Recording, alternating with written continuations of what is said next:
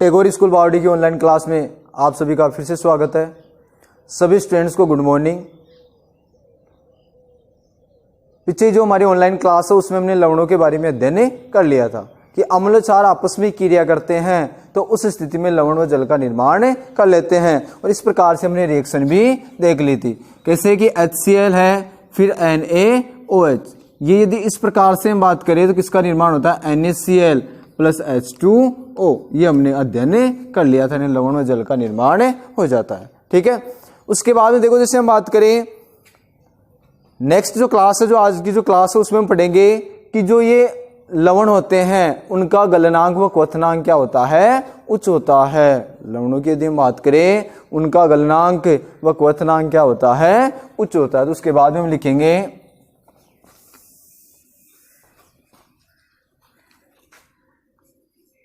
लवणों का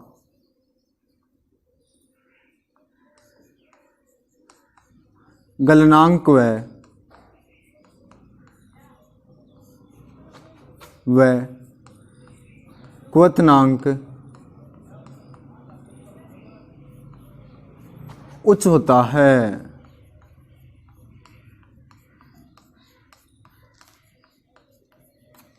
ठीक है, तथा साथ ही हम बात करें जो लवण होते हैं वो क्रिस्टल रूप में पाए जाते हैं, और लवणों के क्रिस्टल में क्रिस्टलन जल भी पाया जाता है। इसके बाद हम लिखेंगे कि लवण मुख्यतः क्रिस्टल रूप में पाए जाते हैं तथा इनमें क्रिस्टलन जल पाया जाता है। अब हम परिभाषा देखेंगे क्रिस्टलन जल की कि क्रिस्टलन जल क्या है। तो उसकी परिभाषा क्या है कि लवण के इकाई सूत्र को लिखने में, लवण का कोई भी यदि हम सूत्र लिख रहे हैं उस सूत्र लिखने में जल के अणुओं की जो निश्चित संख्या जुड़ी होती है, किसी भी लवण का इकाई सूत्र यदि हम लिखते हैं तो उस स्थिति में उसमें जितने भी जल के अणुओं की संख्या लिखी हुई होती है उसे क्रिस्टलन जल कहा जाता है। उसे क्या बोलते हैं? क्रिस्टलन जल। फॉर एग्जाम्पल कल आपको मैंने थोड़ा सा बता दिया था पिछले क्लास में कि Na2CO3.10H2O। ये हम क्या लिख रहे हैं? लवण का इकाई सूत्र लिख रहे हैं। उसमें कितने अणु जल के जुड़े हुए हैं? 10 अणु जल के जुड़े हुए हैं। कितने जुड़े हुए हैं? 10 अणु जो जल है उसके जुड़े हुए हैं, जिससे हम क्या बोल सकते हैं? क्रिस्टलन जल कहा जा सकता है। ठीक है ना। तो ये परिभाषा किसकी होगी? क्रिस्टलन जल की। इसके अतिरिक्त आपको फिटकरी की परिभाषा भी थोड़ी बता, मतलब फिटकरी का जो रासायनिक सूत्र है वो भी आपको बता दिया था। क्या होता है? K2SO4 Al2SO4 का होल 23.24 H2O, जिसमें कितने अणु जल के होते हैं? 24 अणु जल के होते हैं। ऐसे जिप्सम की यदि हम बात करते हैं CaSO4.2H2O। जिप्सम की यदि हम बात करते हैं उसका रासायनिक सूत्र होता है CaSO4.2H2O। इसमें कितने अणु जल के हैं? 2 अणु क्या है? जल के हैं। ठीक है ना। ये क्या होता है? क्रिस्टलन जल की परिभाषा, और थोड़ा क्रिस्टलन जल के बारे में। अब इसके बाद में लिखेंगे कि लवण क्रिस्टल रूप में होते हैं। लवण क्रिस्टल रूप में होते हैं तथा इनमें किस प्रकार का जल पाया जाता है? क्रिस्टलन जल। क्रिस्टलन जल पाया जाता है। ठीक है। अब परिभाषा लाइन चेंज करके लिखेगी किसकी? क्रिस्टलन जल की। कि लवण के इकाई सूत्र को लिखने में जल के जो भी निश्चित अणु जुड़े रहते हैं उसे क्या कहा जाता है? क्रिस्टलन जल कहा जाता है। इसे क्या बोलते हैं? क्रिस्टलन का जल कहते हैं। लाइन चेंज करके क्या लिखेंगे? इसकी परिभाषा लवण के इकाई सूत्र, इकाई सूत्र मतलब इसका जो भी एक सूत्र है उसकी हम बात कर रहे हैं। इकाई सूत्र को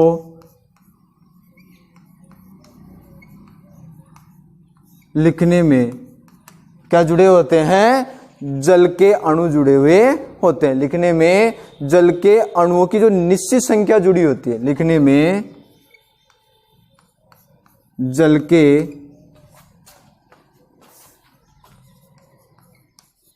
अणुओं की जो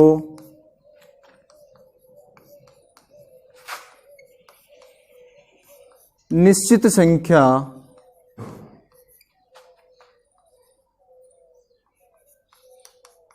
जुड़ी होती है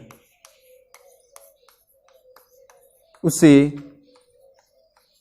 क्या बोलते हैं? क्रिस्टलन जल कहते हैं। उसे क्रिस्टलन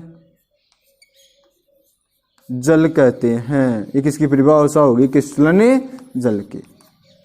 ठीक है ना, ये परिभाषा आराम से याद रख लेना। क्रिस्टलन जल क्या है? तो हम क्या बोलेंगे कि लवण के इकाई सूत्र को लिखने में, किसको लिखने में? लवण के इकाई सूत्र को लिखने में जल के अणुओं की जो निश्चित संख्या जुड़ी होती है, किसकी संख्या जुड़ी होती है? जल के अणुओं की, उससे क्या कहा जाता है? क्रिस्टलन जल कहते हैं। ठीक है ना। फॉर एग्जाम्पल हम लिख सकते हैं इसके जो उदाहरण की यदि हम बात करें, उदाहरण की यदि हम बात करते हैं तो इसका उदाहरण क्या है? Na2CO3.10H2O, Na2CO3.10H2O। ये क्या हो गया? क्रिस्टलन जल का उदाहरण। इसमें हम क्या लिखेंगे कि ये लवण है, सोडियम कार्बोनेट का जो लवण है उसका इकाई सूत्र है Na2CO3। जैसे हम बात करें इकाई जो सूत्र होता है उसके उसमें हम बात कर रहे हैं, उसमें कितने अणु जल के जुड़ रहे हैं?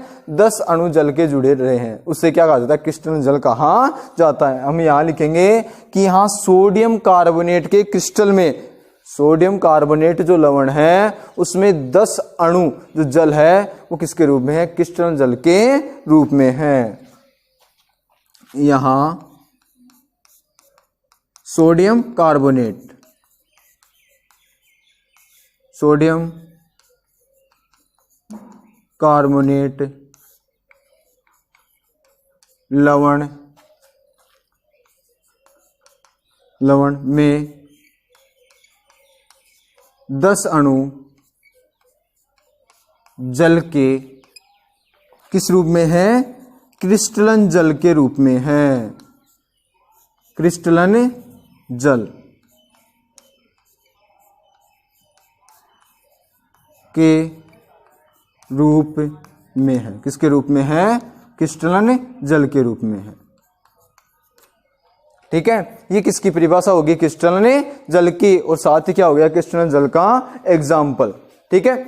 अब देखो जैसे हम बात करें इसके अतिरिक्त जो अन्य उदाहरण की यदि हम बात कर रहे हैं, अन्य उदाहरण है जैसे एक तो जिप्सम, अब यहां नीचे लिख देंगे अन्य उदाहरण।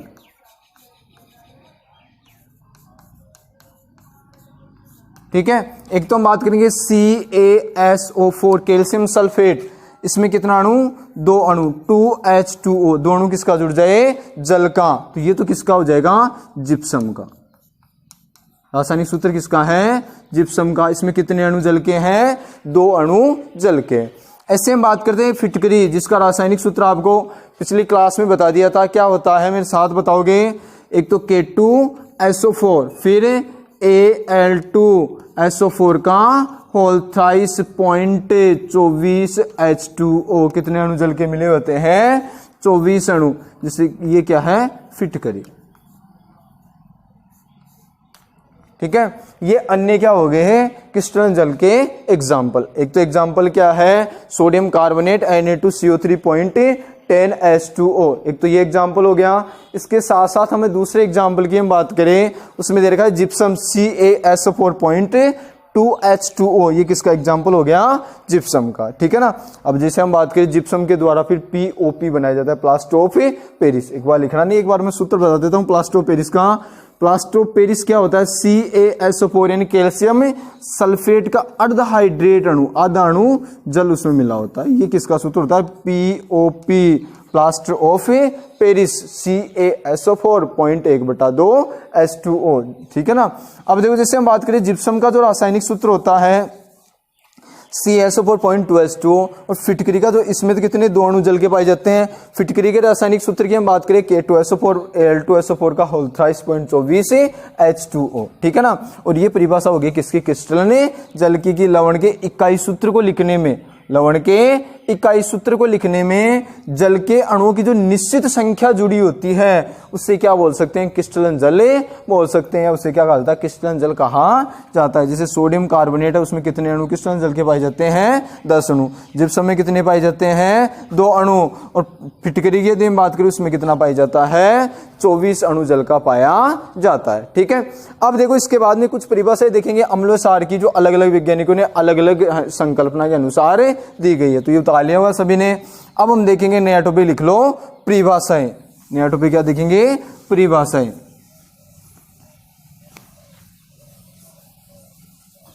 अब देखो इसके बाद में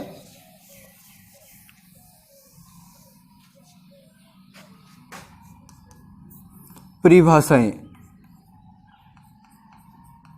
इसमें परिभाषाओं में यदि हम बात करें, सबसे पहले जो परिभाषा देखेंगे कौन से वैज्ञानिक की, आर्रेनियस जो वैज्ञानिक था। एक नंबर की जो संकल्पना देखेंगे, अलग अलग वैज्ञानिकों ने अलग अलग संकल्पना दी थी। सबसे पहले जो संकल्पना देखेंगे वो देखेंगे आर्रेनियस। आर्रेनियस संकल्पना,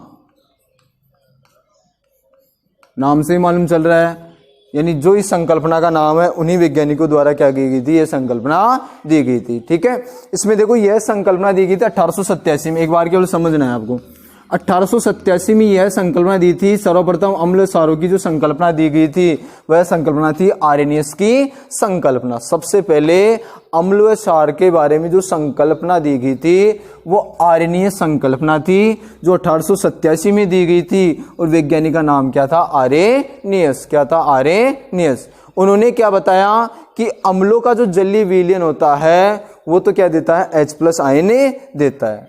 अम्लों का जलीय विलयन यदि अपघटित होता है तो H+ आयन देता है। और जो क्षार होते हैं उनका जलीय विलयन क्या देता है, अपघटित होकर हाइड्रोक्सिल आयन यानी OH- आयन देता है। क्षार की यदि हम बात करें तो कौन सा आयन देगा, OH- आयन। ठीक है ना। आर्रेनियस संकल्पना क्या थी कि अम्लों का जलीय विलयन अपघटित होकर H+ आयन है और क्षारों का जलीय विलयन अपघटित होकर OH- आयन यानी हाइड्रोक्सिल आयन देता है। ठीक है, अब देखो थोड़ा सा मैं एग्जांपल बता देता हूं। जैसे HCl है, हाइड्रोक्लोरिक अम्ल, एक्वल सॉल्यूशन एंड जलीय विलयन। ठीक है, इसका जैसे ही क्या किया जाए, विद्युत अपघटन किया जाए तो किस में टूट जाएगा, एक तो H+, ये क्यों आ गया, प्लस Cl-, ये क्या हो गया, अम्ल हो गया। अम्ल क्या दे रहा है, H+ आयन। देखो आसानी से दे रहा है।